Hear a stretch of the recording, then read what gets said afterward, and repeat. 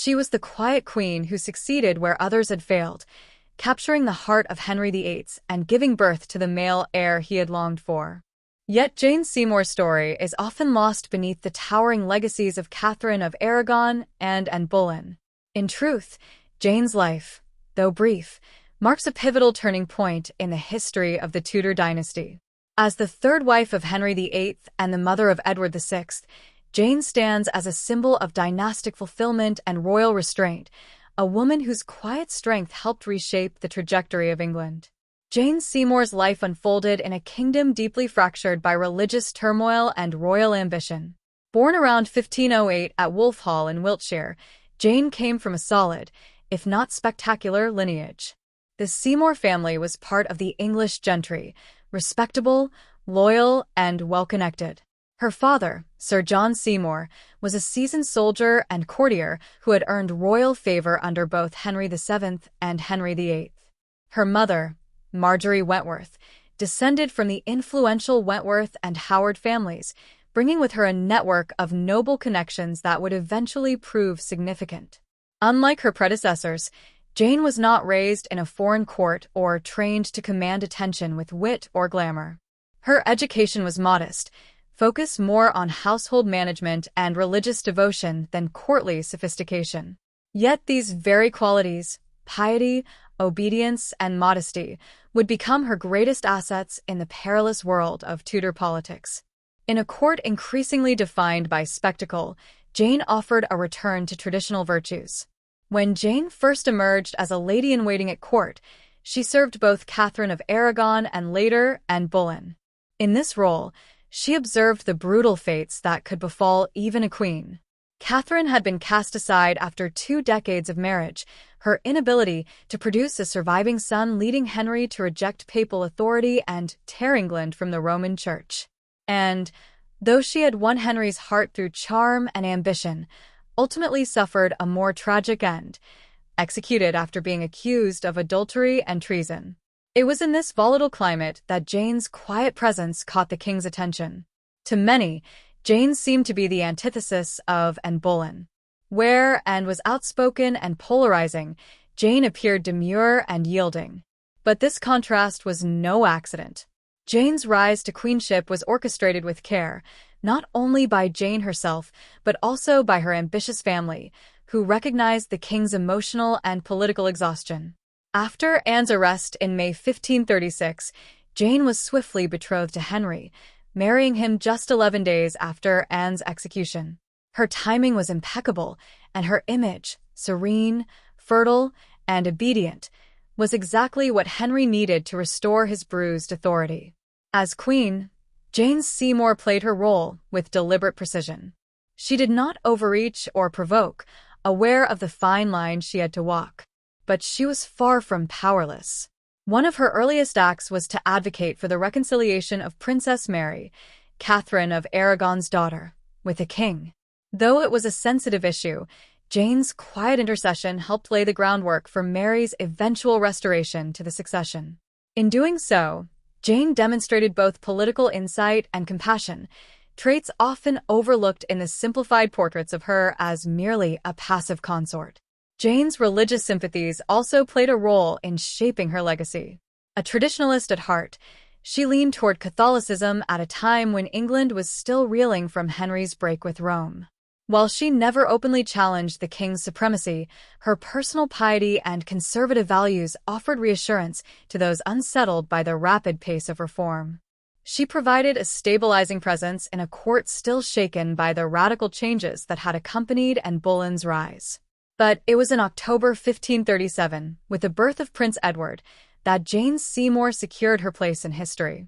After years of disappointment and dynastic anxiety, Henry finally had his long-awaited son, a legitimate male heir to ensure the continuation of the Tudor line and to solidify the legitimacy of the break with Rome. The country erupted in celebration. For Henry, it was the culmination of everything he had fought for: a secure succession, a redefined monarchy, and the vindication of his controversial marital decisions. Yet Jane's triumph came at a devastating cost. Just days after Edward's birth, she succumbed to complications from childbirth. Her death at Hampton Court on October 24, 1537, brought an abrupt and tragic end to the queen who had achieved what no other had. Henry was grief-stricken, mourning her with a sincerity he had never shown for his previous wives. He wore black for 3 months and would later choose to be buried beside her, a final testament to the affection, perhaps idealized, that he held for the woman who gave him a son. In death, Jane Seymour's image was preserved and idealized, the perfect queen, the loving mother, the obedient wife. Her short life was woven into a narrative of feminine virtue and quiet power, contrasting sharply with the more dramatic stories of Catherine and Anne. But this simplicity belies the deeper significance of her role in the Tudor story. Jane succeeded not just because she bore a son, but because she understood the delicate balance of visibility and discretion. In a court where ambition often spelled doom, she made survival her strategy and ultimately paid the price for her success. Jane's legacy is most palpably felt through her son, Edward VI. Though his reign was short and marked by health struggles, Edward represented the fulfillment of Henry's dynastic ambitions. Under his Protestant guardians, the English Reformation accelerated, cementing changes that had begun under his father. Though Jane did not live to see her son grow, her influence lingered through his existence. Her body gave life to the Tudor future. Historically, Jane has often been relegated to the margins, remembered primarily as the woman between Anne Boleyn's fire and Catherine Howard's tragedy. But to reduce her to a footnote in Henry's matrimonial saga is to overlook the subtle, enduring power she wielded. Jane embodied a different kind of queenship, one rooted in traditional ideals, yes, but also in shrewd understanding of circumstance and survival. Her quietness was not weakness but strategy. Her patience, a form of strength. In many ways, Jane Seymour's life encapsulates the contradictions of Tudor womanhood. She was both agent and object, praised for conformity, yet maneuvering within the narrow confines allowed to her. Her story is not just about childbirth or queenship, but about timing, restraint, and the cost of fulfilling a role that demanded everything. In the space between Catherine's martyrdom and Anne's downfall, Jane carved out a third path, a path that gave England its future king and offered the court a rare moment of peace. Though her time on the throne was short, Jane's impact was profound. She bridged the volatile transitions between Henry's wives, provided dynastic continuity through Edward, and helped mend the fractured royal family. Her death sealed her image in the king's memory and in the nation's consciousness, the queen who gave all and asked for little. Today, Jane Seymour is remembered not only for the son she bore, but for the poised, deliberate way she navigated the most dangerous court in Europe. In her restraint, she found influence. In her silence, power. And in her brief life, she left an indelible mark on the history of a dynasty that would change the world. Jane Seymour's journey to the English throne began not with grandeur or fanfare, but with the quiet rhythms of rural life in the Wiltshire countryside. Born around 1508 at Wolfhall, the Seymour family estate, Jane was raised in a world far removed from the glittering courts of Europe. Wolfhall, while expansive and comfortably appointed, was not a palace of marble columns and endless galleries. Instead, it was a working estate, deeply rooted in the traditions of English landed gentry, a place where horses were stabled, tenants were managed, and daily life revolved around the land. From her earliest years, Jane was shaped by the values of her class: duty, humility, and service. At Wolfhall, she learned that strength could be quiet and leadership could be modest. The skills instilled in her there, managing a household, supervising servants, maintaining decorum, were not merely domestic but deeply political, preparing her for a future she could not yet foresee. These formative years created the foundation for the woman she would become, reserved, devout, and deeply committed to fulfilling her role as a daughter, a wife, and eventually a queen. Religious instruction played a vital role in Jane's upbringing. Like most families of their status, the Seymours were devout Catholics.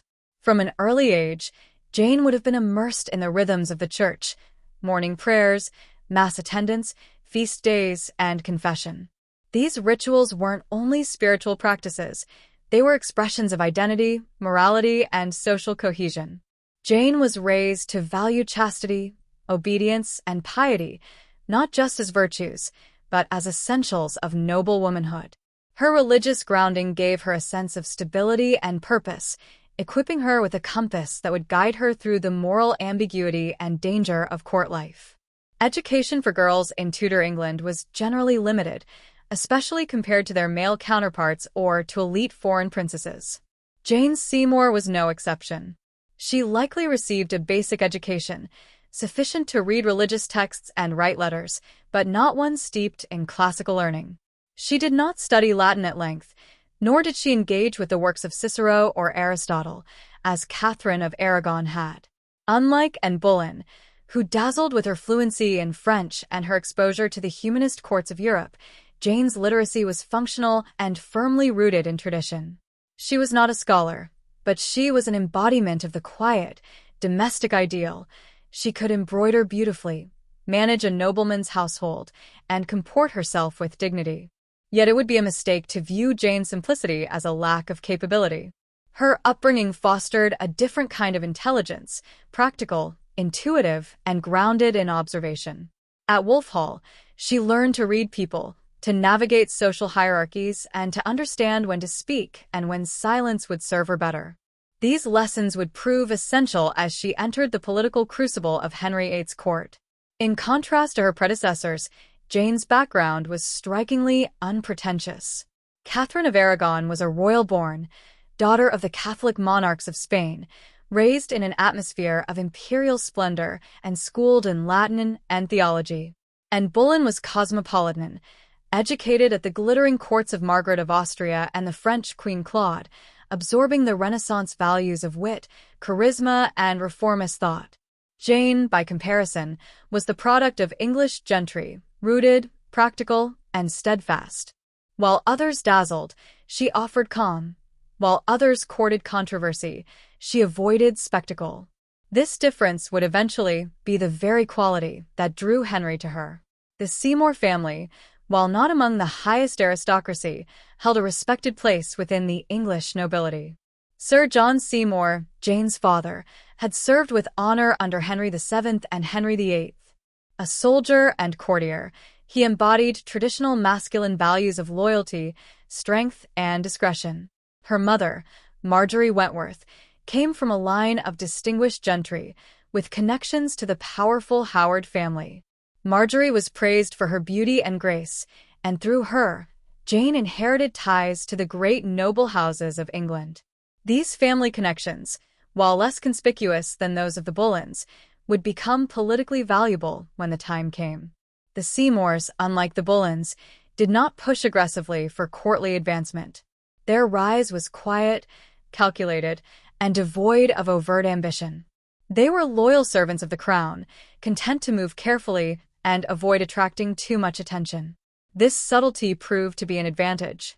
When Jane began to attract Henry's notice, her family supported her with restraint, ensuring that she would not appear as a schemer or a rival, but as a modest woman whose rise seemed ordained rather than orchestrated. Jane's first real exposure to the political world of the Tudors came when she entered royal service as a lady-in-waiting. She served Queen Catherine of Aragon and later Anne Boleyn, offering her a rare perspective on the inner workings of royal marriages and the political storms that accompanied them. Serving Catherine of Aragon was formative. Catherine, daughter of Spanish royalty and deeply pious, maintained a court of high decorum. Her queenship was steeped in dignity and religious devotion. Under her service, Jane absorbed the ideal of queenship as a moral and spiritual calling, not simply a political position. She learned to value quiet endurance, to perform her duties with grace, and to hold herself above the gossip and intrigue that swirled through court. Catherine's eventual fall, her refusal to accept an annulment, her dignified withdrawal, left an indelible impression on Jane. It was a cautionary tale, but also a model of integrity. Anne Boleyn's court was the opposite in tone. It was brilliant, flamboyant, and divisive. and had a sharp intellect and a sharper tongue, and she surrounded herself with like-minded courtiers who embraced the new religious ideas sweeping across Europe.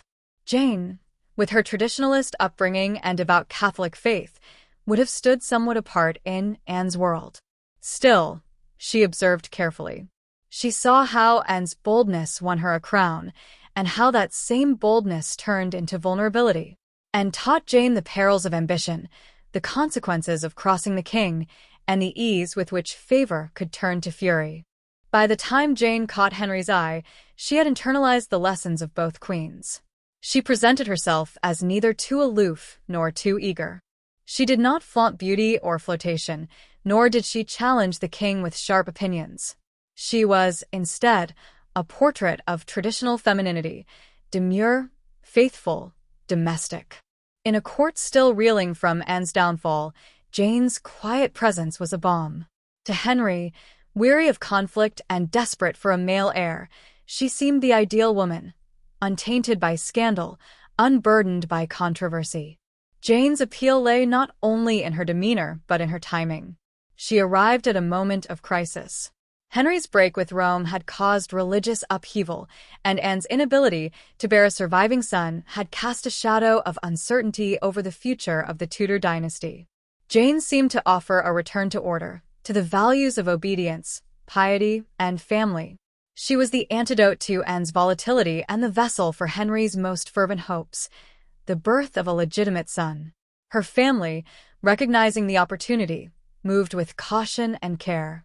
Edward Seymour, Jane's brother, ensured that their interests were quietly protected, while Thomas Seymour positioned himself within influential circles. Yet they never pushed Jane too far forward. Their strategy was subtle, to let Jane appear chosen by fate, not engineered by ambition. In the months leading up to Anne Boleyn's execution, Jane's position at court grew stronger. Henry sent her gifts and letters.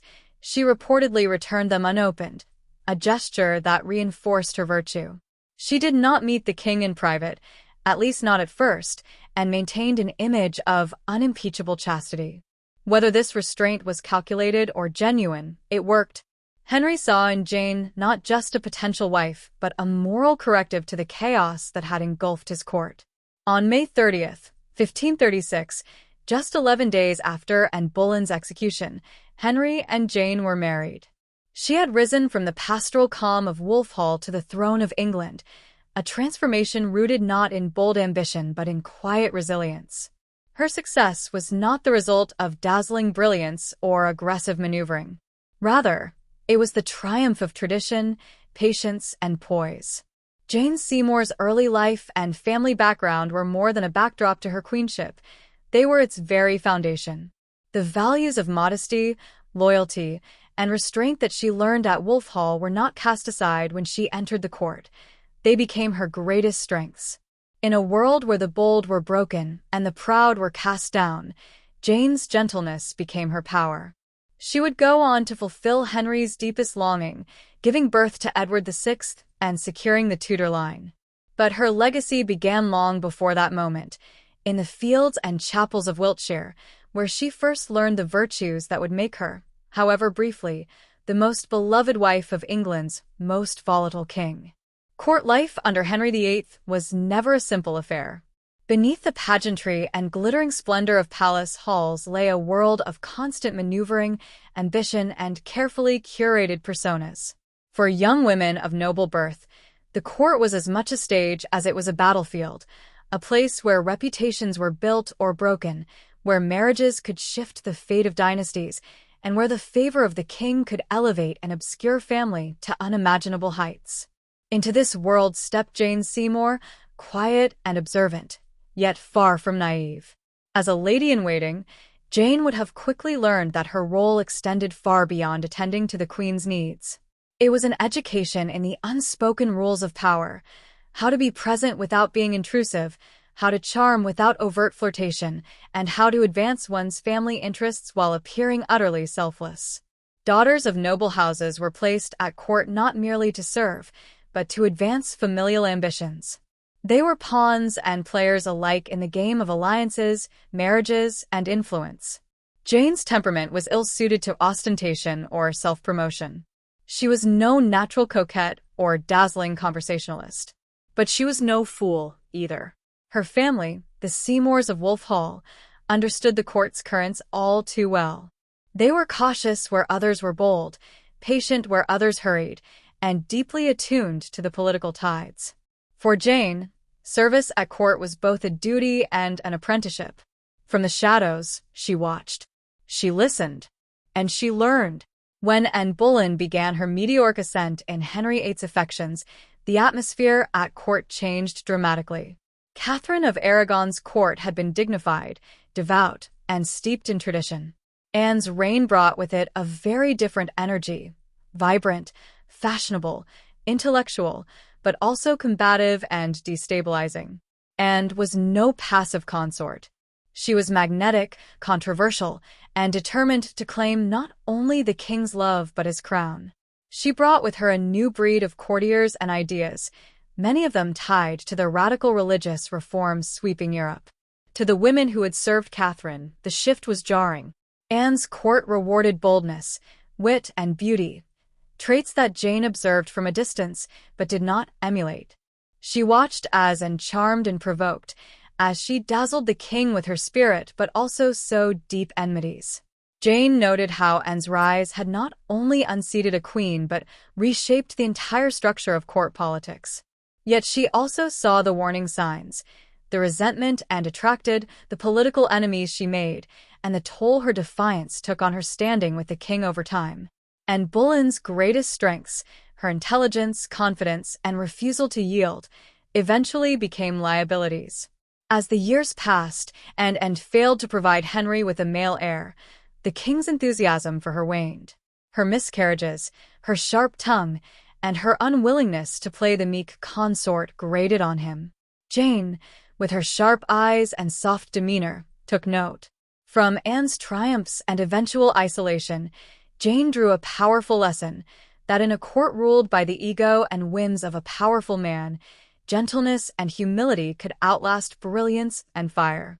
Jane's careful demeanor began to distinguish her from the vibrant personalities that dominated court life.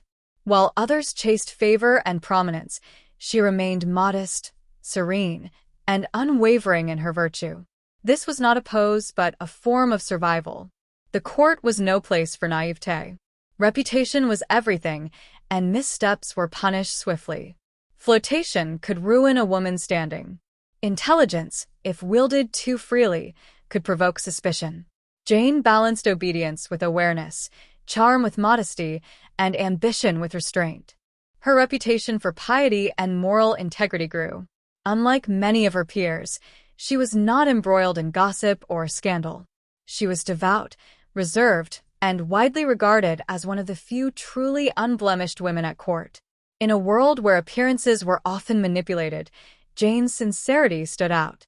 To Henry VIII, increasingly weary of Anne Boleyn's volatility and desperate for a male heir, Jane's quiet composure was both soothing and alluring. But Jane's ascent was not accidental. Behind her meek facade lay a shrewd understanding of court politics. She knew what the king wanted, or rather, what he no longer wanted and she embodied its opposite. Her manner was not submission for its own sake, but strategy. She was supported by a family who understood how to play the long game. The Seymours knew that Jane's strength lay in her difference. Where Anne had been all flame and motion, Jane was stillness and light. Unlike the Boleyns, who had pushed and forward with audacious resolve, the Seymours preferred subtler methods. They presented Jane not as a rival to but as her foil, a return to the ideal of queenly virtue. Jane was not flamboyant, did not seek conversation with the king, and never appeared overly pleased by his attention. In a court jaded by the power plays of Anne's rise, Jane's reserve was disarming. Her seeming lack of ambition became her greatest asset. Still, this balancing act was fraught with risk. Jane had to manage the king's interest without inviting reproach. Any misstep could label her a seductress or an opportunist. Yet too much resistance, and she risked losing Henry's favor altogether. Her interactions with the king were careful, deliberate. She received his gifts with polite gratitude, but did not accept them privately. She never met him unchaperoned. Her replies to his advances were modest, veiled in virtue, yet suggestive of loyalty and affection, if only within the bounds of marriage. The Seymours orchestrated this courtship with quiet brilliance. They remained publicly loyal to Queen Anne, never speaking ill of her nor acting overtly against her interests. But behind closed doors, they began to cultivate allies among the conservative factions at court, those disaffected by Anne's reforms, her promotion of Protestantism, and her polarizing personality. They whispered of Jane's virtues, of her resemblance to the beloved Catherine, and of her capacity to bring peace and stability back to the crown. As Henry's dissatisfaction with Anne deepened, Jane became his refuge.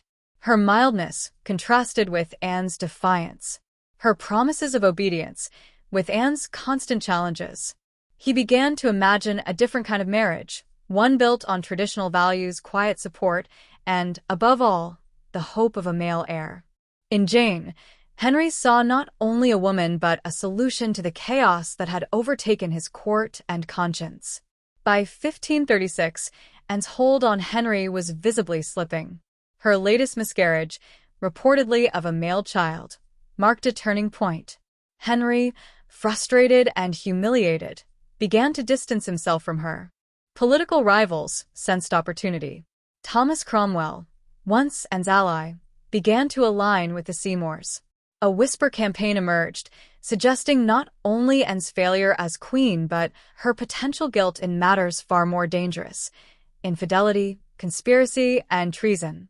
In this maelstrom, Jane remained poised. She neither gloated nor showed triumph. She continued her duties, carefully maintaining the illusion of innocence. Her relationship with Henry, though intensifying, remained publicly chaste. The king, increasingly infatuated, confided more in her and began to speak of her as a potential wife. The Seymour brothers watched closely, advising Jane to continue presenting herself as virtuous and devoted, even as her role in Anne's downfall became more inevitable. In May 1536, Anne Boleyn was arrested, tried, and executed. The charges against her, most likely fabricated, were a reflection of how quickly favor could turn to condemnation at Henry's court. Jane, though not publicly involved, was already being prepared for her new role. Less than 2 weeks after Anne's death, she was betrothed to the king. 10 days later, she became Queen of England. Jane Seymour's rise was not explosive, but deliberate and calculated. She had watched the destruction of 2 queens. She had absorbed their lessons, the dangers of pride, of inflexibility, of overreaching ambition. She chose a different path, one of obedience and virtue, but also quiet power. Her family's guidance, her ability to read Henry's desires, and her masterful control of her own image enabled her to survive and succeed in a world that had chewed up many before her. Though her time as queen would be brief, and her life ended not long after she gave Henry his longed-for son, Jane Seymour's impact was lasting. She brought about the restoration of Princess Mary to court, helped ease religious tensions, and gave the king the male heir he had so desperately craved. In doing so, she secured her place in Tudor history not through audacity, but through steadiness, patience, and impeccable timing. In a court where the bold and brash so often met ruin, Jane Seymour proved that quiet strength could be the most powerful weapon of all. The political climate in England during the mid-1530s was one of volatility, religious transformation, and deep factional rivalries. The country was still reeling from Henry VIII's dramatic break with Rome, and the king's establishment of the Church of England had triggered both hope and fear across the realm. While some reformers embraced the new Protestant doctrine, a vast swath of the population, and much of the traditional nobility, yearned for the stability of the old faith. The old religious order had been dismantled with astonishing speed, and in its place was an untested ecclesiastical structure, held together more by the king's will than theological consensus. Anne Boleyn, Queen of England and the architect, at least in the public imagination, of much of this upheaval, found herself at the center of the storm. A patron of religious reformers and an advocate of the English Bible, she was hailed by some as the mother of the Reformation and denounced by others as a heretic queen. Her court became a haven for Protestant scholars and ambitious reformers, and she used her influence to advance her allies and stymie her enemies.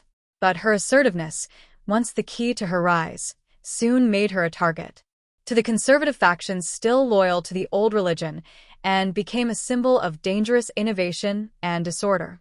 In stark contrast stood Jane Seymour, a quiet, unassuming woman whose very demeanor seemed to speak of a longing for tradition. Jane's appeal lay not in charisma or intellectual brilliance, but in her embodiment of values long cherished by the nobility and clergy: modesty, obedience, piety, and devotion to the old forms of worship. Her religious inclinations, though never publicly declared, leaned toward Catholic conservatism, or at least a rejection of the radicalism associated with, and, unlike her predecessor, Jane did not seek to challenge doctrine or policy. She offered no provocative statements, no dramatic declarations, only a serene and reassuring presence at a court starved for peace. This image was no accident. Jane's persona was deliberately and meticulously shaped by her family, the Seymours, and their political allies. As Anne's influence began to wane, the conservatives saw an opportunity not merely to replace a queen, but to reverse the tide of reform. Jane's rise became a vehicle for that goal. She was presented to Henry not just as a new consort, but as a symbolic restoration of virtue and order, a queen who would bring healing where and had brought division. By the spring of 1536, Anne's position had grown precarious.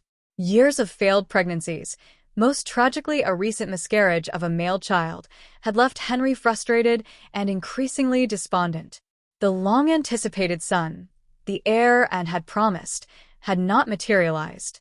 Worse, the fiery independence that had once captivated the king now irritated him. Her political maneuvering, her willingness to confront him on matters of policy, and her open disdain for some of his closest advisers had frayed their bond. The Queen's enemies, sensing vulnerability, began to circle. Among those enemies was Thomas Cromwell, once Anne's greatest ally in engineering her rise. But politics at court was rarely a matter of loyalty. Cromwell's own position required him to appease powerful conservative forces, and as Anne's influence declined, his calculations shifted. He began to work with those who favored Jane Seymour's quiet conservatism. Together, they crafted a strategy that would remove Anne not merely from the king's affections, but from the political stage entirely. Meanwhile, Jane's image was being elevated with masterful subtlety. She was never seen to speak ill of Anne, nor did she appear overly eager to claim the queen's place. Her restraint was her strength. As Anne struggled to maintain her influence, Jane's composure, and her physical and moral contrast to the queen, made her increasingly appealing to Henry. Where Anne had once dazzled the court with wit and style, Jane now offered comfort, obedience, and the promise of peace. The king, now middle-aged and weary of court drama, found solace in her quiet presence. Behind the scenes, the court realigned itself with astonishing speed. Courtiers who had once championed and distanced themselves. The Boleyn faction, once dominant, found itself increasingly isolated. Rumors of Anne's misconduct began to circulate. Allegations of flirtation, impropriety, and even adultery were whispered with increasing frequency. Whether Cromwell truly believed in the charges he assembled, or whether he simply saw them as politically useful, remains a matter of debate. What is clear is that by May 1536, a case against the Queen had been carefully constructed, and was arrested on charges of adultery, incest, and treason. The accusations were sensational and deeply suspect. The supposed evidence relied on inconsistent testimony and confessions extracted under duress. Nonetheless, the machinery of justice, such as it was, moved rapidly.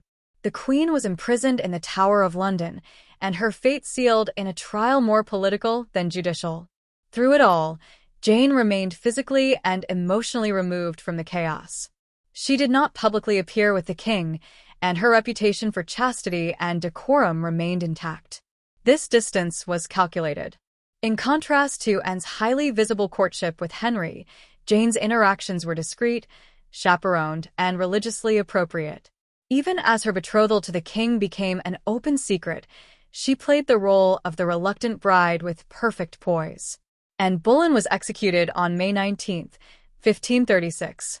Her fall was as swift as it was brutal. Once the most powerful woman in England, she died alone, betrayed by the very court she had helped to shape.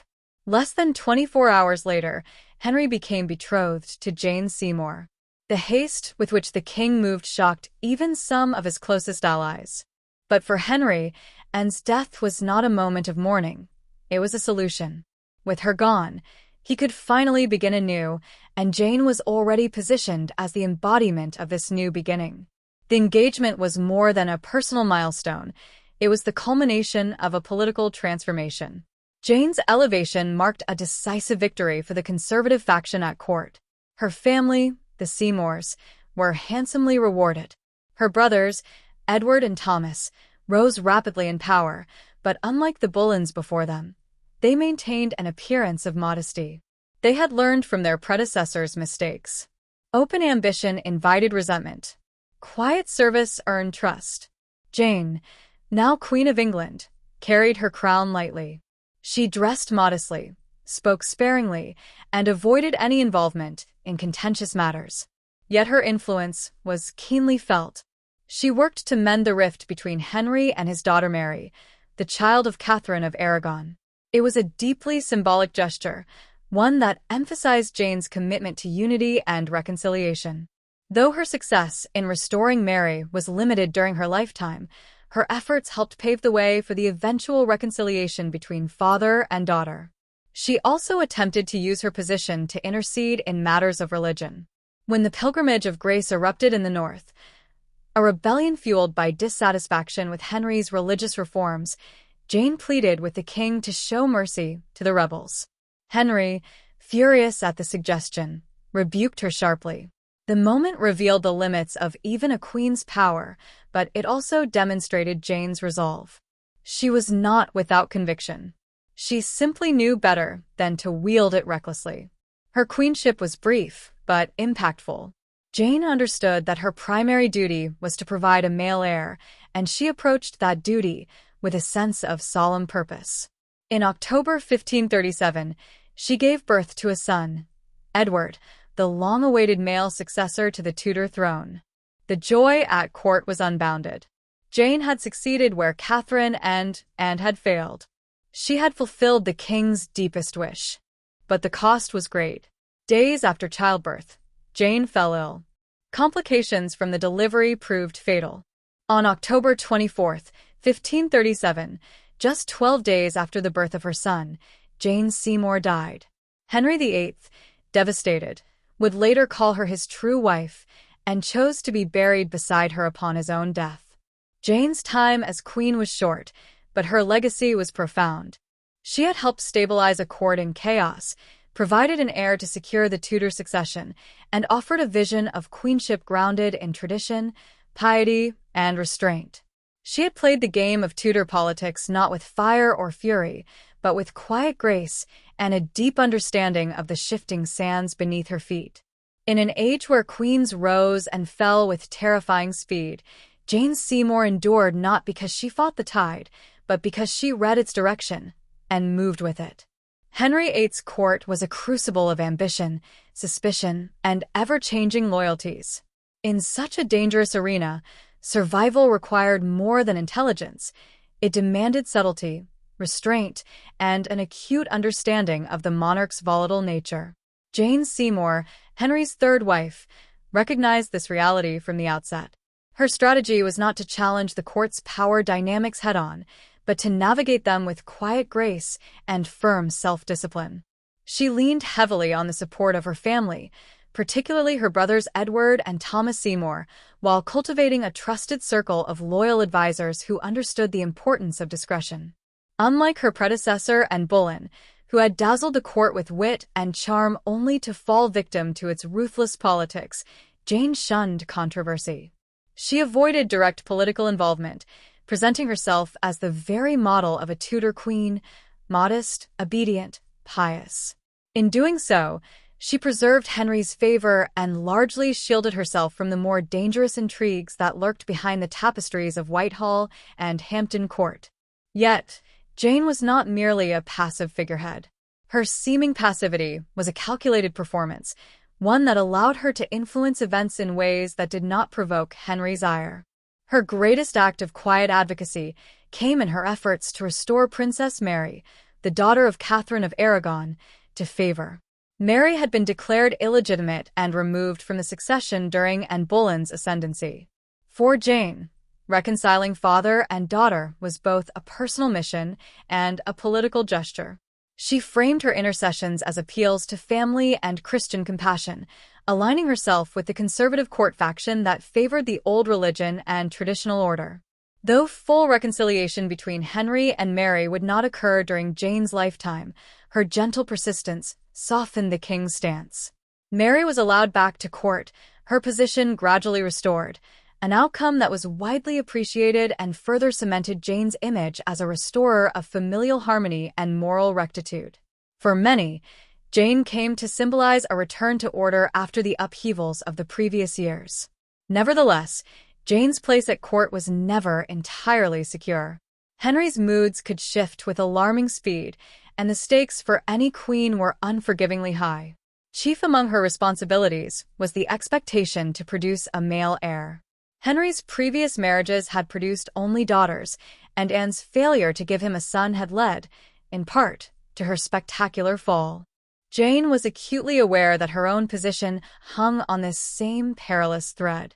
In early 1537, Jane became pregnant, and the news was met with widespread hope and cautious celebration. The health of the queen and her unborn child became matters of national concern. Prayers were offered in churches across the kingdom, and hopes were pinned on Jane to secure the future of the Tudor dynasty. Her every movement was monitored. Physicians and attendants were constantly at her side. She was treated not just as a queen, but as the vessel for England's salvation. On October 12, 1537, at Hampton Court Palace, Jane Seymour gave birth to a healthy son, Edward, the long-awaited male heir. Bells rang throughout the land, banquets were held, proclamations were issued. Jane had achieved what neither of her predecessors could. She had secured the Tudor line with a male successor. Her success was hailed as a triumph not only of fertility, but of providence. Henry was overjoyed, lavishing her with praise and gifts, and declaring the birth the crowning moment of his reign. But this victory came at a terrible cost. Within days of the birth, Jane's health began to deteriorate. She developed puerperal fever, a common and often fatal complication of childbirth in the 16th century. Despite the best efforts of her physicians, her condition worsened rapidly. On October 24th, only 12 days after giving birth, Jane Seymour died. The court was plunged into mourning. For Henry, who had found in Jane a rare sense of peace and domestic stability, her death was a profound loss. He grieved deeply, donning black for months and retreating from public life. Unlike his other wives, whom he discarded or condemned, Jane was remembered with tenderness and reverence. She was buried with full honors in St. George's Chapel at Windsor Castle, and in death she attained a status that none of Henry's other queens would match. When the king himself died in 1547, he was buried beside her, as he had decreed, a testament to the singular place she held in his affections. Jane Seymour's brief tenure as queen was the result of both circumstance and skill. Her personal qualities, modesty, deference, piety, aligned with the moral vision Henry wished to project after the turbulent years of his divorce from Catherine of Aragon and the scandal of Anne Boleyn's downfall. Her rise had been methodical, even cautious, shaped by observation and a deep understanding of what had doomed her predecessors. Where Catherine had resisted too forcefully and had provoked too boldly, Jane advanced by yielding, by seeming to be everything the king now desired. She never sought to rival Henry or challenge his policies. Instead, she reinforced his authority while subtly guiding his sympathies. It was a political strategy wrapped in personal humility. Her marriage to Henry on May 30th, 1536, just 11 days after Anne Boleyn's execution, was startling in its speed, but not in its logic. Henry needed a new queen quickly, one who would stabilize his household and restore his image. The ceremony was private, understated, almost somber, a stark contrast to the lavish celebrations that had accompanied his union with Anne. Jane, clad in elegant but restrained finery, symbolized the return of propriety to a court exhausted by drama. Though preparations for her coronation began almost immediately, they were repeatedly delayed and ultimately abandoned. Henry made it clear that her crowning would take place only after she bore him a son. The message was unmistakable. Jane's value would be proved not through ritual, but through reproduction. She accepted this burden without complaint, and though the coronation never materialized, her eventual delivery of a male heir rendered any ceremonial crowning unnecessary in the eyes of the public. In the meantime, Jane focused on running her household with dignity and restraint. She rejected the extravagance and flirtation that had characterized Anne's court, opting instead for an atmosphere of piety and decorum. Her ladies were expected to dress modestly and behave with decorum. Entertainment was tempered with religious observance. This was not only a reflection of Jane's personal values, but a deliberate contrast meant to reassure conservative factions in court and country alike. Her relationship with Henry was likewise marked by deference and care. Jane never attempted to share power or offer unsolicited counsel. Instead, she used gentle persuasion and emotional appeals to influence him. One of her few overt political acts, the plea for clemency during the Pilgrimage of Grace, nearly led to disaster. Henry responded with fury, reminding her that Anne had died for meddling in his affairs. Jane took the warning to heart and never again risked such a direct challenge. From then on, she worked within the limits imposed upon her, exerting influence only in private and always couched in familial or moral terms. Her efforts on behalf of Princess Mary stand as the clearest example of this strategy. Though technically a political act, Jane's advocacy was framed as an appeal to Henry's paternal instincts and desire for legacy. It was a move both shrewd and sincere, an act of compassion that also won her the support of powerful figures aligned with the old nobility and Catholic tradition. Despite her success, Jane was not a revolutionary figure. She did not seek to remake the court or overturn policy. Rather, she offered a vision of continuity, a return to the familiar order that had governed before the English Reformation disrupted church and state. She supported the traditional liturgy, welcomed conservative clergy, and avoided alignment with radical reformers. In doing so, she became a symbol of reassurance to those unsettled by the dramatic religious and political shifts of the preceding decade. Jane's legacy is defined by this delicate balance. She represented both restoration and progress. She restored familial harmony by advocating for Mary, upheld traditional values through her courtly conduct, and secured the future by bearing a male heir. Her queenship lasted just 17 months, yet her impact far exceeded the brevity of her reign. She proved that power could be exercised without spectacle, that influence did not always require confrontation. In a court where loud ambition often led to ruin, Jane Seymour demonstrated the strength of silence. Her restraint, often mistaken for weakness, was in fact her greatest weapon. She succeeded where others failed because she understood the man she married and the kingdom he ruled. She never sought to bend the system to her will. Instead, she made herself indispensable within it. Though she did not live to see her son become king, Jane's contribution to the Tudor dynasty was immeasurable. Edward VI's accession in 1547 was the ultimate vindication of her queenship, the final fulfillment of the promise her marriage had made. For Henry, Jane remained the one wife who had never betrayed or disappointed him, the queen who had given him what he most desired and then departed before time or circumstance could tarnish her image. History has remembered Jane Seymour with a quiet reverence. While she lacks the dramatic legacy of Catherine of Aragon or the mythic allure of Anne Boleyn, her story endures as a testament to the power of composure, the strength of subtlety, and the lasting influence of a queen who understood the cost and the meaning of duty.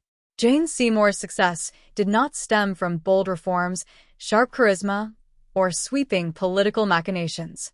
Unlike her predecessors, Catherine of Aragon and Anne Boleyn, she wielded no grand court faction, initiated no theological revolutions, nor did she court controversy to assert her authority.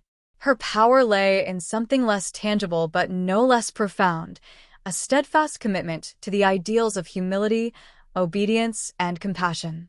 Jane understood her husband's temper, the delicate balance of court politics, and the precarious expectations of queenship. She mastered the Tudor court not by force, but through patience, restraint, and quiet courage. As queen consort to Henry VIII, Jane occupied a role that carried immense symbolic weight, though her actual political power was limited. It was a position fraught with peril, particularly in a court where a single misstep could mean disgrace, or worse.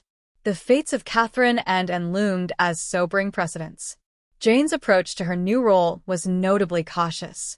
Where Anne Boleyn had challenged and provoked, Jane soothed and consoled. Her queenship was marked by an understated style, a subtle maneuvering that often escaped overt notice, yet produced significant consequences. One of Jane's most consequential political acts was her determined advocacy for the reconciliation of Henry and his estranged daughter, Princess Mary. The relationship between father and daughter had become deeply strained in the wake of Henry's break with Rome and his marriage to Anne Boleyn. Mary had been declared illegitimate, stripped of her title, and relegated to a marginal position at court.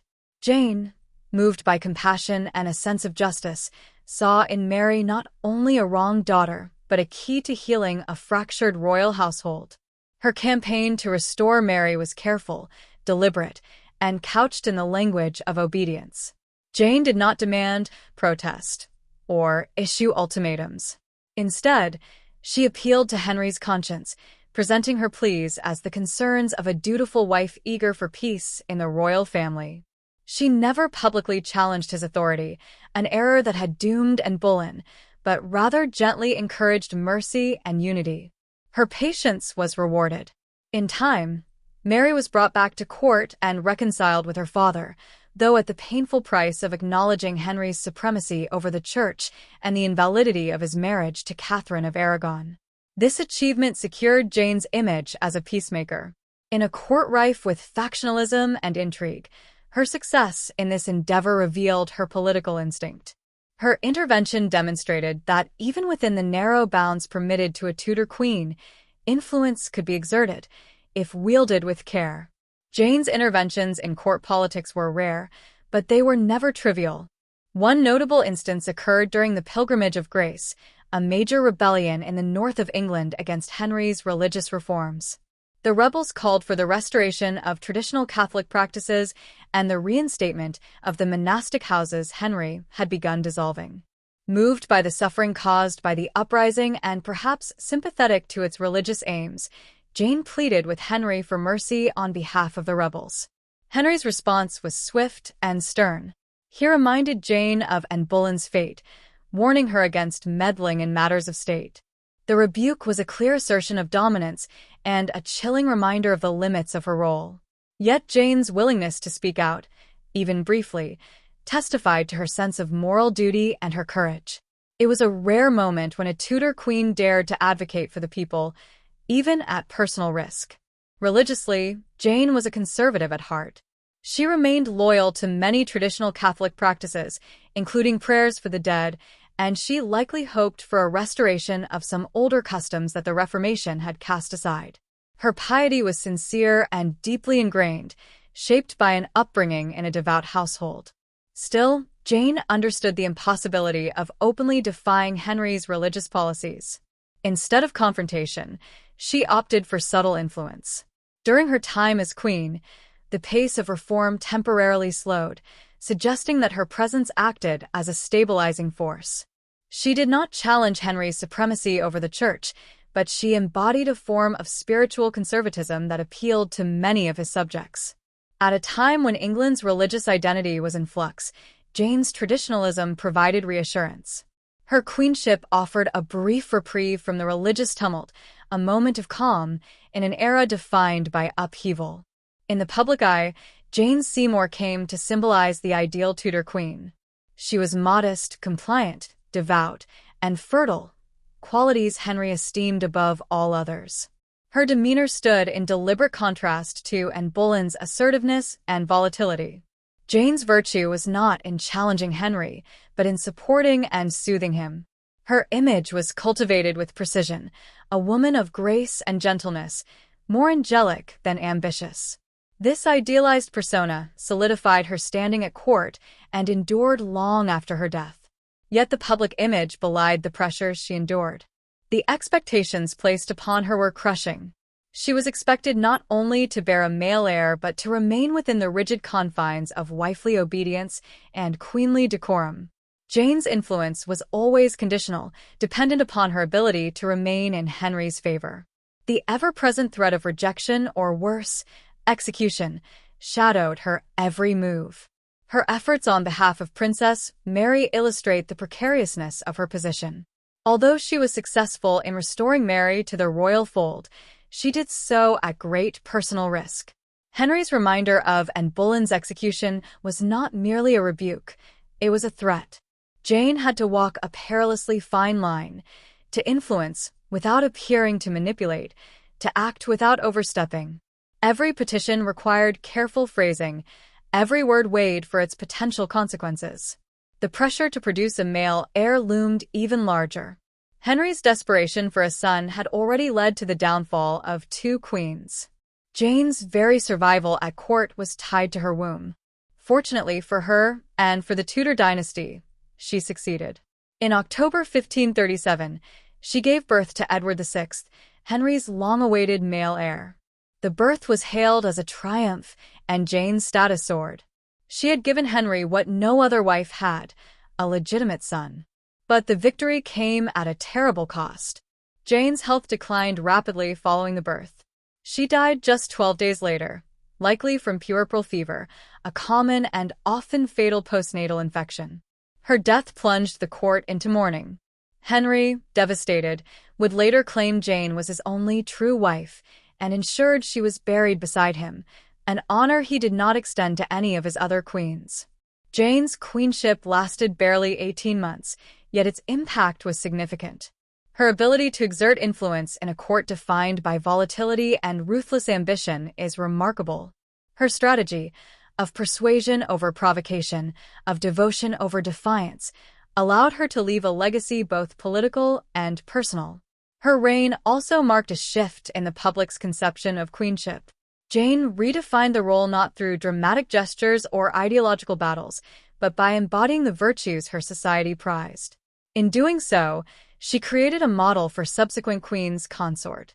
Her influence would be felt in the way future royal wives navigated the treacherous balance between visibility and discretion, advocacy and subservience. In hindsight, Jane Seymour's story is a study in quiet power. She did not aim to dominate or revolutionize.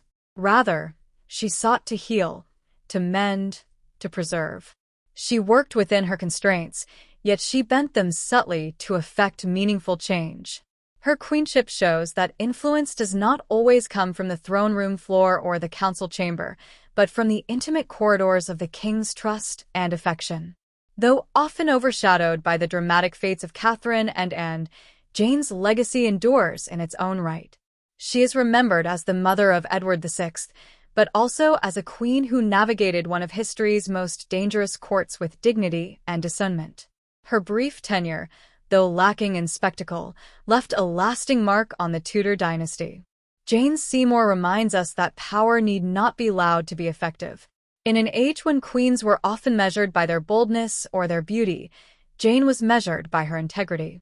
She remains a testament to the enduring influence of patience, prudence, and quiet strength, a woman who, in her short reign, shaped the future of England through the simple but profound art of compassion.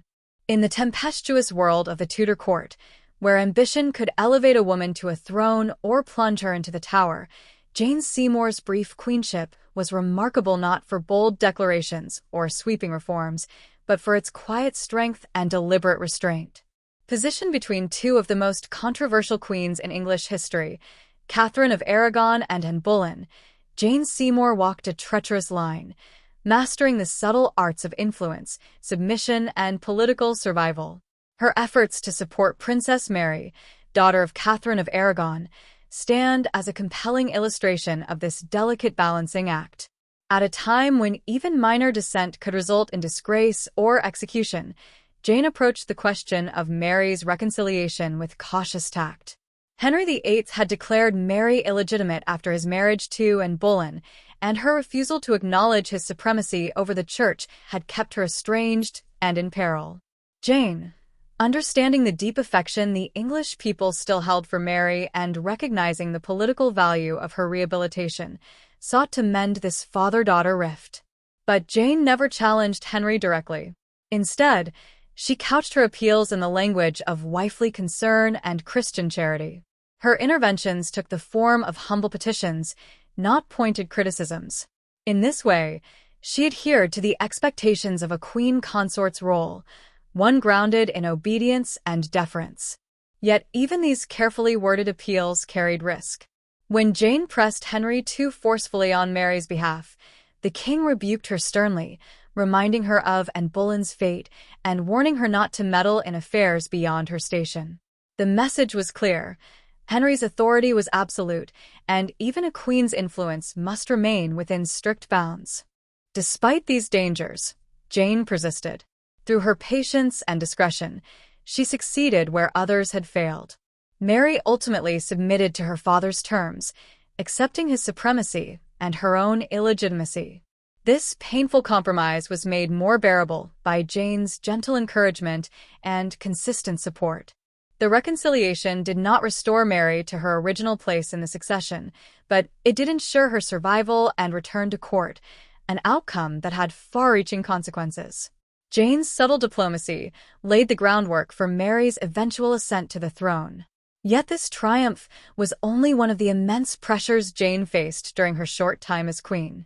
The greatest of all was the expectation that she produce a male heir. Henry's desperation for a son had already destroyed 2 marriages. Jane's primary duty was clear. She had to bear a healthy boy or risk sharing the fate of Catherine and Anne. The stakes were impossibly high, not only for her personal survival but for the legitimacy of the Tudor dynasty.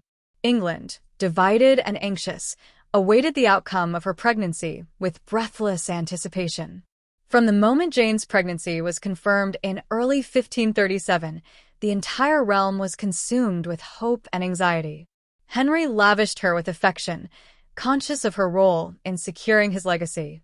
Special diets were prepared, the finest physicians were summoned, and prayers were offered daily in churches throughout the kingdom. The court buzzed with expectation, and even the common people followed every development with fervent interest. The Queen's pregnancy was no private affair, it was a matter of national destiny. Royal childbirth in the 16th century was steeped in both ritual and fear. As Jane entered her final weeks, she withdrew into seclusion following the ancient tradition of lying in. Her rooms were transformed into a sacred space, closed to all but her closest female attendants and midwives. Windows were shuttered to protect against bad air and evil spirits. Candles burned perpetually, and religious icons lined the walls. Jane was surrounded by relics and charms meant to shield her and her child from harm. These practices, though often superstitious, reflected a deep cultural anxiety about childbirth, a process still fraught with mortal danger. When labor began in October, it quickly became evident that the delivery would not be easy. Jane endured 2 grueling days and nights of intense labor. The court, which had so recently celebrated the promise of new life, was plunged into dread. Midwives labored to ease her suffering, while the king paced anxiously, unable to intervene. The safety of mother and child hung in the balance. In the birthing chamber, prayers to the Virgin Mary and Saint Margaret echoed alongside cries of pain. At last, on the morning of October 12th, Jane delivered a healthy boy.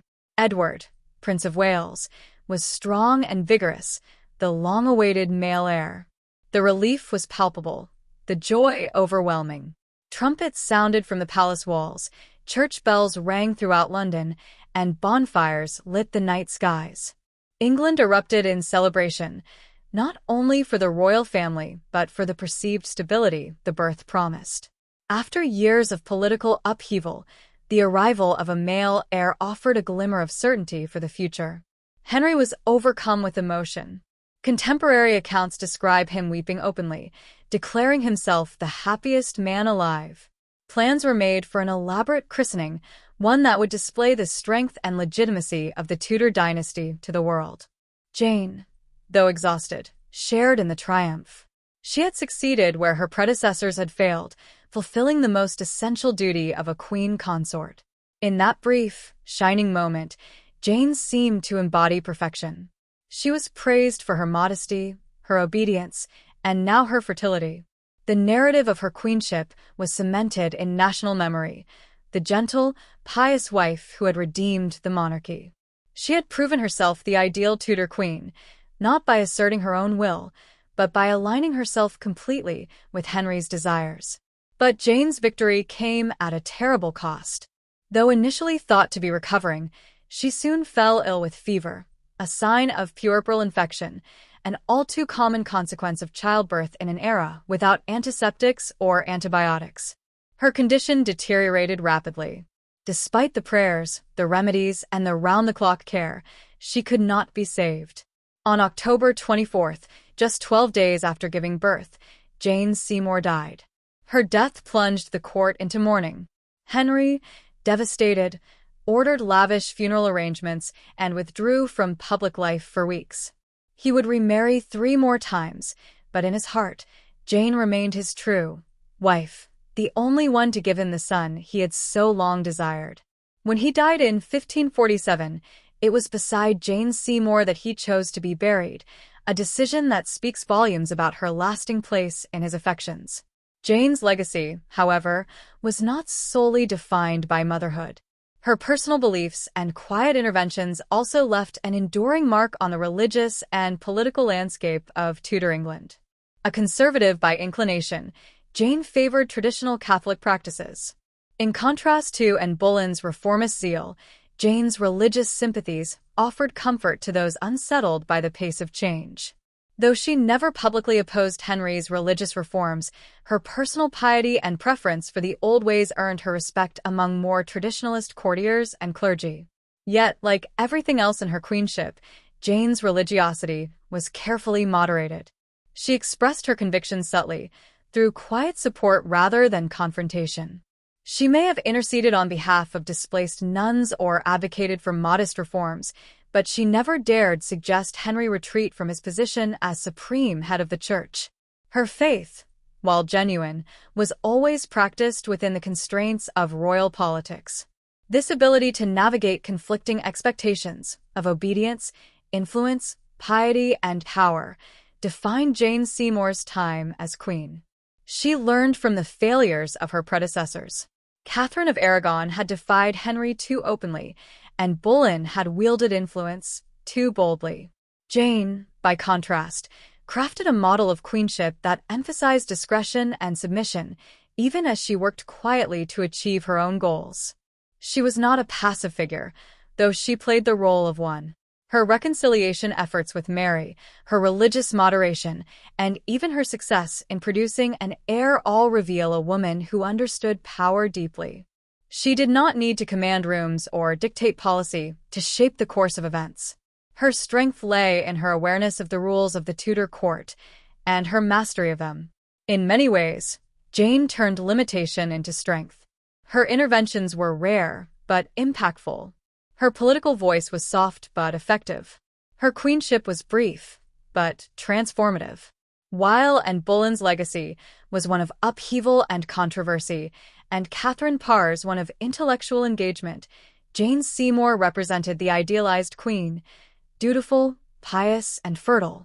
Yet beneath this idealization lay the harsher truth of Tudor queenship, the immense pressures and narrow margins in which women could operate. Jane's life and death reflect the brutal expectations placed upon royal women to serve, to submit, and to sacrifice. Her story reminds us that even the most celebrated queens could be undone by the very duties that brought them acclaim. Her death did not diminish her legacy, it elevated it. By dying in service to the crown, Jane was sanctified in the eyes of her husband and many of her contemporaries. She became the queen who never fell from favor, the wife who gave everything and asked for nothing. Her image, frozen in time, became a symbol of Tudor virtue. Jane Seymour's queenship, though short, offers a profound insight into the intersection of gender, power, and politics in Tudor England. She played the part required of her with precision and grace, influencing events not through rebellion or radicalism but through patience and perceptiveness. She was, in the end, the Queen Henry had longed for, and the one history would remember with quiet reverence. The national rejoicing that followed the birth of Edward VI in October 1537 was more than a moment of private elation for Henry VIII and his court. It was a seismic political event. For a monarch who had risked his crown, defied the papacy, and overturned the religious foundations of England to secure a male heir, the arrival of a legitimate son was nothing less than a vindication of his tumultuous reign. The rejoicing was widespread and heartfelt, stretching far beyond the opulent chambers of Hampton Court. Church bells rang across the realm, bonfires lit the skies, and masses of thanksgiving were held in cathedrals and chapels from London to the outermost counties. But this jubilation, though personal for Henry, carried profound national significance. Edward's birth was understood as a guarantee of stability in an age when dynastic security was the cornerstone of peace. England had not forgotten the Wars of the Roses, that brutal and drawn-out conflict between rival claimants to the throne, which had ended only a generation earlier with the rise of the Tudor dynasty. The memory of disputed succession and the chaos it wrought still lingered. Against this backdrop, the arrival of a healthy male heir was perceived as a divine confirmation of Henry's decisions, his annulment from Catherine of Aragon, his break with Rome, and his execution of Anne Boleyn. The infant prince embodied not only the continuation of the Tudor line, but also the hope of an enduring peace. Foreign ambassadors quickly dispatched letters of congratulation, and courts across Europe took note. England, it appeared, had secured its future. The public celebration was matched by the grandeur of Edward's christening, held just 3 days after his birth in the chapel at Hampton Court Palace. The ceremony was a lavish affair designed to affirm the strength and legitimacy of the Tudor dynasty. Every detail was imbued with symbolism and splendor. Edward was borne to the chapel in a gilded cradle under a canopy of state, preceded by a grand procession of nobles and clergy. His robes were embroidered with gold and silver thread, and he was anointed with holy oil, a rite that underscored both his royal status and divine favor. His godparents included Archbishop Thomas Cranmer, representing the Reformed Church Henry had created, and other prominent nobles who stood as both protectors and political endorsers of the infant prince. Though too weak to participate fully, Jane Seymour witnessed the ceremony from a special chamber overlooking the chapel. It was her moment of triumph. She had done what Henry's first 2 queens could not. She had delivered a male heir and lived, at least briefly, to see him accepted by the realm. Her presence was a final acknowledgement of her vital place in this national narrative. Yet even as the kingdom celebrated, dark clouds gathered on the horizon. In the days following Edward's birth, Jane appeared to recover well. She received visitors, including a beaming Henry, and her ladies-in-waiting attended her with joy and relief. For a time, it seemed she might survive. But childbirth in the 16th century was treacherous, and the early signs of strength could be misleading. Within days, Jane's health began to deteriorate rapidly. What had initially been dismissed as the typical fatigue of new motherhood soon revealed itself as something more sinister. Physicians called to her bedside, tried to apply their limited understanding of postpartum care. Some accounts suggest they bled her in an attempt to balance the humors, a practice now known to weaken rather than heal. Others applied herbal poultices or attempted to soothe her with prayers. Despite their attentions, her condition worsened. Fever set in, followed by chills, delirium, and weakness. Within a week of giving birth, it was clear the Queen was dying. Historians have long debated the precise cause of Jane Seymour's death. The most likely explanation is puerperal fever, a bacterial infection often contracted during childbirth due to unsanitary conditions. With no knowledge of germ theory or antisepsis, even the most attentive physicians and midwives often introduced pathogens during delivery. Another possibility is retained placental tissue, which could lead to sepsis. The protracted labor, 2 full days, may also have left Jane dangerously exhausted. The very rituals and courtiers that surrounded her delivery in splendor may have inadvertently hastened her demise. Henry VIII, so long obsessed with obtaining a son, now faced the horror of losing the woman who had made that dream real. Historical accounts suggest that Henry was truly devastated. Though often seen as self-serving and emotionally volatile, he appears to have shown rare vulnerability during Jane's illness. He ordered constant prayers and masses for her recovery, and when those failed, he secluded himself in mourning. The king who had risked his realm for love now found that love and ambition came at a terrible cost. Jane Seymour died on October 24, 1537, 12 days after the birth of her son. The reaction was swift and widespread. England, only recently celebrating, was plunged into collective mourning. Jane had been a popular queen, modest, pious, and untainted by scandal. Her death shocked the court and the kingdom. It also raised renewed anxieties. Though Edward had been born, his survival was not assured. Infant mortality remained high, and without his mother, the newborn prince was exposed to further risks. The Tudor succession was secure only in theory. In practice, it remained fragile. Henry's grief took on a public and theatrical dimension. He ordered a period of official mourning throughout the realm and withdrew from court life. He dressed in black, refused to see ambassadors, and surrounded himself with symbols of mourning. While some historians suggest this display was politically calculated, meant to reinforce Jane's image as the perfect queen and Edward's legitimacy, there is strong evidence that Henry's sorrow was deeply personal. Unlike his other wives, whose memories he tarnished or erased, Jane's image was preserved and exalted. He never spoke ill of her, never sought to revise her history. In time, he would even call her his true wife. Jane Seymour's funeral, held on November 12, 1537, was conducted with immense pageantry. Her body was transported from Hampton Court to Windsor Castle in a grand procession that became a national ritual of grief. Along the route, masses were held, prayers offered, and mourning crowds gathered to watch.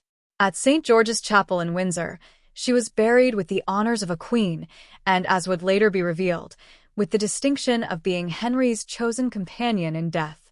When the king died in 1547, he was laid to rest beside her, in a tomb meant to represent the dynastic success they had jointly secured. Jane's death left a political vacuum at court. Without a queen, the palace lost a stabilizing presence. Jane had been skilled at managing Henry's mercurial temper, and her gentle diplomacy had tempered factionalism within the royal household. With her gone, rivalries began to fester again, and the question of Henry's remarriage loomed large. Foreign courts saw opportunities to gain influence through marriage alliances, and the pressure on Henry to marry again and produce more heirs grew intense. Yet, he waited nearly 2 years before remarrying, a rare delay that suggests his grief, whether rooted in affection or strategy, was real. To the English people, Jane Seymour's death was a poignant tragedy.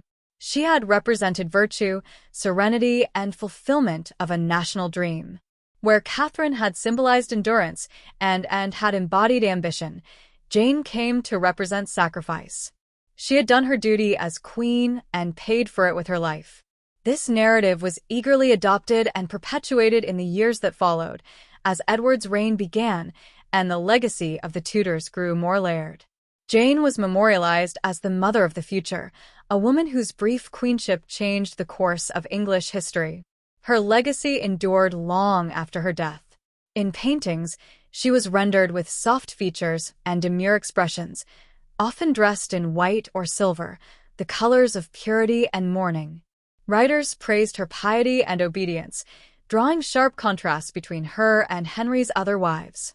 Even during Elizabeth I's reign, when Anne Boleyn was subtly rehabilitated, Jane's memory remained unblemished. Her story had become integral to the myth of Tudor legitimacy. Henry's later declaration that Jane was the only wife he truly loved may have been colored by hindsight and politics, but it also speaks to her unique position in his life. She had not challenged him as Catherine had. She had not defied him like Anne. Instead, she had given him what he most craved, a son, and had died doing so. This narrative of sacrifice elevated Jane Seymour to an almost saintly status in Tudor memory, even as the women who came before and after her were reduced to cautionary tales. In the end, Jane Seymour's brief time as queen and her untimely death came to define her legacy. Through the birth of Edward VI, she secured not only Henry's dynastic ambition but also a temporary sense of national security. Her quiet demeanor, her loyalty, and her ultimate sacrifice allowed her to transcend the fate of so many royal women. Though she ruled for less than 2 years, she left an indelible mark on English history. Her story is one of triumph born from tragedy, of hope delivered at the cost of a life, and of a queen whose power lay not in her longevity, but in the enduring legacy she left behind. Henry VIII's decision to be buried beside Jane Seymour in St. George's Chapel at Windsor Castle speaks volumes about her singular place in both his heart and his legacy. Though he married 3 more times after her death, no subsequent wife was granted the same posthumous honor. In life, Henry moved swiftly from one queen to another, but in death, he chose eternal rest beside the woman who bore him his long-awaited male heir. This decision enshrined Jane not merely as a queen consort but as a symbol, an embodiment of dynastic fulfillment and idealized womanhood, whose image would resonate across centuries of art, literature, and historical thought. Throughout time, Jane Seymour's legacy has been shaped as much by those who remembered her as by her own actions. In early Tudor portraiture, she was often portrayed with a calm, placid expression, dressed in rich but restrained finery, the epitome of modesty, humility, and religious devotion. Hans Holbein the Younger captured her likeness with refined simplicity, offering a stark contrast to the more commanding or charismatic portraits of Henry's other wives. Jane's image as a good queen, dutiful, gentle, and unthreatening, was deliberately curated to serve both political and cultural ends. This visual and thematic portrayal gained particular traction during the Victorian era, when historians and artists found in Jane an idealized figure who aligned perfectly with their societal values. Victorian interpretations emphasized her maternal sacrifice, her moral virtue, and her unassuming support of Henry's authority. Unlike Anne Boleyn, who was vilified for her ambition and defiance, or Catherine of Aragon, whose resistance was cast as stubbornness, Jane was celebrated for her submissive loyalty and self-effacing femininity. Her death shortly after giving birth to Edward VI only heightened her saintly reputation. Yet such portrayals, while powerful, obscure the more complex figure that modern scholarship has begun to reveal. Far from being merely passive, Jane Seymour was a politically savvy woman who understood the fraught dynamics of Henry's court. Her successful efforts to reconcile Henry with his estranged daughter, Mary Tudor, suggest a calculated effort to establish herself as a unifying presence. This was not merely a gesture of compassion, but one of political acumen. Reinstating Mary helped Jane reinforce her position as queen and future mother of the next generation. In doing so, she carefully cultivated an image of harmony and moral virtue that secured her place both at court and in the king's affections. Jane's quiet political influence was especially significant given the turmoil surrounding Henry's previous marriages and the religious upheaval sweeping England. Her tenure as queen came just after the fracturing of England's relationship with the Catholic Church, the execution of Anne Boleyn, and the rise of Protestant reform. Against this background of change and chaos, Jane's traditional virtues offered the semblance of stability. In her, Henry found a retreat into the familiar, a wife who presented no ideological challenge, who promised domestic peace, and who gave him the male heir he had long craved. Her impact extended beyond her death in 1537 through the reign of her son, Edward VI. Although Edward's reign was brief, he was only 9 years old when he became king, and he died at 15. His government introduced some of the most profound religious reforms of the Tudor era. Under the guidance of his regents, most notably Edward Seymour, Duke of Somerset, and later John Dudley, Duke of Northumberland, England moved decisively toward Protestantism. The introduction of the Book of Common Prayer, the banning of Catholic rituals, and the restructuring of church authority all marked a radical shift. Though Jane did not live to see these changes, her role as Edward's mother linked her symbolically to the Protestant reforms. She became, in effect, a posthumous matriarch of a reformed England. Had Edward survived into adulthood, it is likely that these changes would have been further entrenched. In this way, Jane's influence, though indirect, became a foundation upon which England's evolving national identity was built. Modern historians now view Jane Seymour through a broader and more critical lens.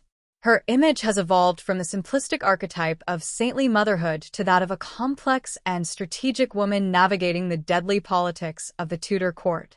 Some scholars interpret her seeming passivity as a deliberate form of self-preservation.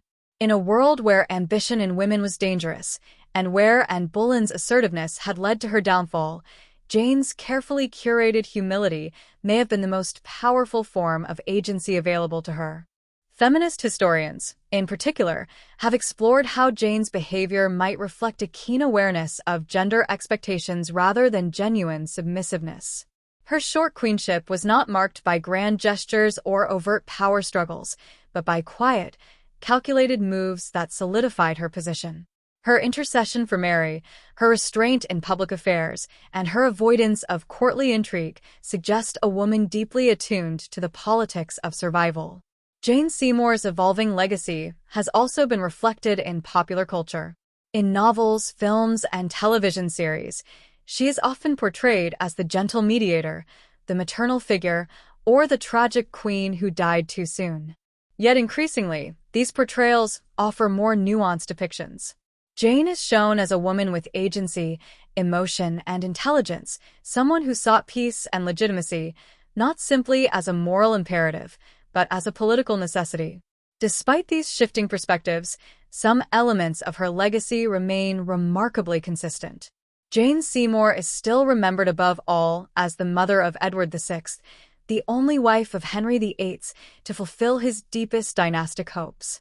Her death elevated her into myth, allowing her to escape the fate of her predecessors and successors. Unlike Anne Boleyn or Catherine Howard, Jane's image was never tainted by scandal or suspicion. She was the queen who succeeded quietly, who died tragically, and who remained eternally at Henry's side. Yet her story is not solely about motherhood or martyrdom. Jane Seymour's historical footprint stretches into the wider Tudor narrative through the ambitions and fates of her family. After her death, the Seymour brothers, Edward and Thomas, rose to prominence on the strength of their connection to the Queen and her son.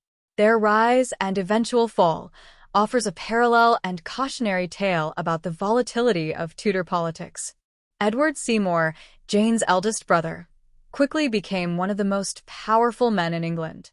Elevated to Duke of Somerset and named Lord Protector during Edward VI's minority, he effectively ruled the country for several years. His vision for England included further Protestant reforms and a centralization of power, but his tenure was plagued by rebellion, economic hardship, and political infighting. His authoritarian style alienated other nobles and members of the Privy Council, and in 1549, he was removed from power, imprisoned, and eventually executed for treason. His downfall underscored the fragility of influence in a court governed by shifting alliances and ruthless ambition. Thomas Seymour, Jane's younger brother, was likewise consumed by his desire for power. After Jane's death, he maneuvered himself into courtly favor, and in 1547, he scandalously married Catherine Parr, Henry VIII's widow. The marriage, conducted in secret and soon after the king's death, caused a stir. But Thomas's ambitions did not stop there. He sought to gain control over the young Edward VI, allegedly plotting to kidnap the boy and assume control of the crown. His erratic and increasingly reckless behavior drew the ire of the king's council, and he too was arrested and executed for treason in 1549. The rise and fall of the Seymour brothers mirror the precarious nature of Tudor power. Their downfall illustrates how quickly favor could shift and how dangerous ambition could be, even for those closely tied to the throne. Their fates also serve as a stark contrast to Jane's legacy. While her memory remained untarnished, her brothers became symbols of the perils of overreaching ambition. Though the Seymour family's grip on power ultimately crumbled, their brief ascendancy remains inextricably tied to Jane's legacy. Her life, however short, ensured their elevation, and her son's birth gave them a direct line to royal authority. That they failed to maintain their position does not diminish the historical significance of Jane's contribution to their rise. In the final analysis, Jane Seymour's legacy is one of quiet power and lasting influence. She may not have wielded authority with the flair of Anne Boleyn or the defiance of Catherine of Aragon, but her impact was no less profound. In life, she brought peace to a divided court. In death, she gave Henry the dynastic security he craved. Through Edward VI, her legacy extended into the religious and political reforms that shaped Tudor England. And through centuries of historical reinterpretation, she remains a compelling symbol of female virtue, political caution, and enduring significance. The real Jane Seymour, glimpsed behind layers of myth and idealization, was likely far more complex than the portraits suggest. She was a woman who understood the dangerous world she inhabited and who navigated it with intelligence and care. Her story is a testament not just to personal virtue, but to the subtle forms of power available to women in a patriarchal world, and to the enduring legacy that can arise from a brief, strategic life lived at the heart of history. In the years following her death, Jane Seymour's image became deeply rooted in the popular imagination. Though her life was brief and her time as queen consort short-lived, her legacy endures, both as the mother of Edward VI and as a symbolic figure in literature, drama, and historical memory. Over the centuries, writers, artists, and historians have returned to Jane's story, drawn by her unique place in the Tudor dynasty and the quiet drama of her life. Unlike many of Henry VIII's other wives, Jane Seymour has often been portrayed as the ideal queen, obedient, modest, and above all, virtuous. These qualities have made her a compelling figure in literature and popular culture, where she is frequently set in contrast to her more controversial predecessors and successors, particularly Anne Boleyn and Catherine Howard. In fiction and nonfiction alike, Jane has come to embody traditional femininity and dutiful queenship, securing her place in history not through scandal or ambition, but through service and sacrifice. In literature, Jane Seymour is typically cast as the gentle, compliant queen who managed to navigate the treacherous waters of the Tudor court without inciting the controversy that engulfed her rivals. Many portrayals emphasize her piety and maternal devotion, especially her role in giving Henry VIII the male heir he so desperately sought. This act alone ensured her lasting place in the Tudor narrative, but it also positioned her as a symbol of dynastic success and personal virtue. Hilary Mantel's Wolf Hall trilogy, especially the first two novels, offers a modern literary perspective on Jane's character. While Mantel's central focus lies with Thomas Cromwell, Jane is presented as a calm and composed young woman, one who understands the expectations placed upon her and fulfills them with quiet precision. Mantel's Jane is not a grand strategist or a romantic heroine, but a product of her time, aware of her role, cautious in her words, and ultimately defined by her ability to give the king what he wanted, a son. This portrayal aligns with historical interpretations of Jane as a woman whose strength lay in restraint, not assertiveness. Beyond literature, Jane Seymour has been depicted in numerous film and television productions, where her persona remains remarkably consistent. In the Showtime series The Tudors, for example, Jane is portrayed by actress Anita Bream and later Annabelle Wallis as soft-spoken and compassionate. The series contrasts her sharply with a fiery and outspoken Anne Boleyn, casting Jane as the antidote to Anne's tumultuous reign. Her marriage to Henry is shown as a kind of redemptive union, a return to order after the chaos of Anne's downfall. The show emphasizes Jane's concern for Princess Mary, her desire for peace within the royal family, and her personal sacrifices as queen. Her death following childbirth is presented as a tragic but noble end to a life lived in service of king and country. While the Tudors takes creative liberties with historical events, its depiction of Jane reinforces a long-standing cultural narrative, that of the quiet, loyal queen whose defining virtue was her devotion to duty. This romanticized image of Jane Seymour has become a central part of how she is remembered. Popular culture often frames her as Henry VIII's true love, the only wife he genuinely mourned, the one he chose to be buried beside. While there is evidence that Henry did hold Jane in special regard, particularly after her death, this notion tends to overlook the political realities that shaped their relationship. Jane's primary value to Henry, at least during her life, was her ability to produce a male heir. Her personal qualities, however admirable, were always secondary to this dynastic imperative. Nevertheless, the myth of Jane as Henry's beloved has endured. It appeals to romantic sensibilities and offers a tidy, almost fairy tale-like contrast to the tragic or scandalous fates of Henry's other wives. Jane's story seems to lack the fire of Anne Boleyn's or the pathos of Catherine of Aragon's, but it offers a vision of feminine idealism that has proven deeply resonant. Yet this idealized version of Jane Seymour should not obscure the more complex realities of her life and legacy. While she has often been celebrated for her meekness and virtue, modern historians have increasingly acknowledged her subtle political influence.